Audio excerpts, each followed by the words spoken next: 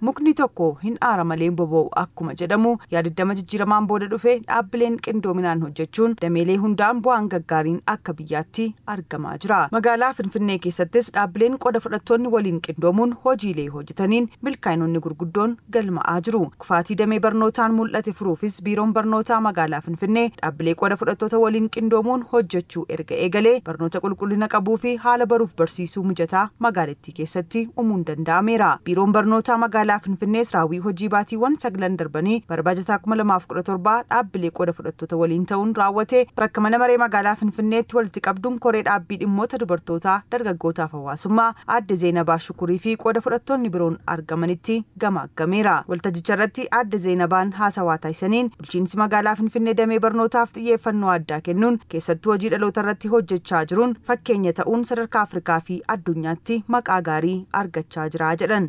በከተማ ደረጃ ሰፋፊ ስራዎች ተሰርተዋል ለህፃናት ትኩረት ከመስጠት አንፃር sadarkaa magaalaa Finfinneetti hojiileen gurguddoon hedduun hojjetamaniiru. Keessattuu magaalaan keenya magaalaa carroomtuudha. Barattoota 800 ol soora.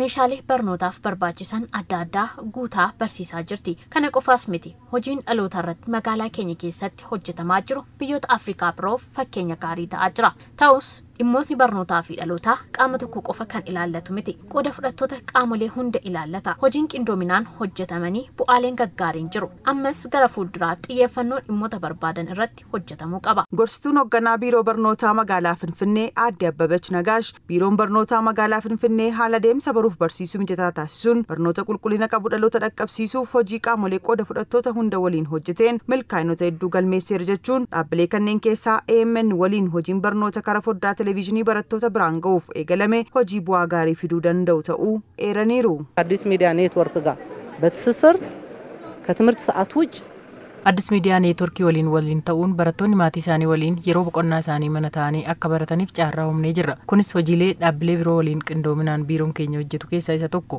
ሰገንታን ኩን ገረ ፉልዱራት ቀብጢ በረቶታ ራት ጅጅረመ ጉዳኒ ፊደ ጀነ ያና ቃሞሌን ቆደ ፉደቶታ ወልተጅቸረት ትርማተኒስ ቅንዶምናን ዳብሌን ወሊን ወጀቹን መልካይነ ሆጂ ሁንዳፍ ሙርቴሳ ተው ካሰኔ ሆጂን በርኖታ ሆጂ ቃመ ቶኮ ቆፈላለቱ ዋንን ታኔፍ ቅንዶምናን ሆጀቹ ኬኛኒስ ቀብጢ በረታ ደበለቴ በረቶታ ረትለ ጅጅረምኒ አመላ ዱፋ ጅራ ጀነ ቅንጅት ስራ አንድ ተቋም በራሱ የማይሰራው ሆጂን ቅንዶምናን ሆጀተሙ ዳባኒ ቶኮ ቆፋ ሂሳብ ሀቹ ዋን እንደንደኝ ሰልጳት ያከባቱ ታሲሳ ደሜን በርኖታ ኢሞ ዲማ ቃመ ቶኮ ቆፋ ይላላቱ ሚቲ በረታ ኢራ ኤገሌ ቃሞሌን ቆደ ፍደቶን ሁንዲ እረት ህርማቹ ሆጂ ቀቡዳ አከ መጋላ ፍንፍኔቲስ ሆጂ ቅንዶምና ዳብሌን ቢሮ በርኖታ ወሊን ታሲሰኒን ቡዋ ቀበተማን ሙለቻ ጅራ ገመ ኬኛን ኬሰቶ ነገኛ ናኖ መነ በሩምሳ ኤክሲሶን ዲሞታ ናኖ መነን በርኖታ ጄቀን ረቲ ተርካንፊ ፍዳኔን ቡዋ ጋሪን ጅሩ የትምህርት ጥራት ለማረጋገጥ አንደኛው በትምህርት ቤቶች ያሉ የመማር ማስተማራዊ ሂደቱን በደንብ ማሳለጥ ነውና አንደኛው ጤና ቢሮ ከዚህ በርኖታ ቁልቁልና ቀቡ ከኖፍ ሐላ በሩፊ በርሲሱ ሚጀታ ታሲሱን ቢሮ በርኖታ ከለቲን ኢማይላለቱ ተኡስ ሂርማናን ቆደ ፍደቶታ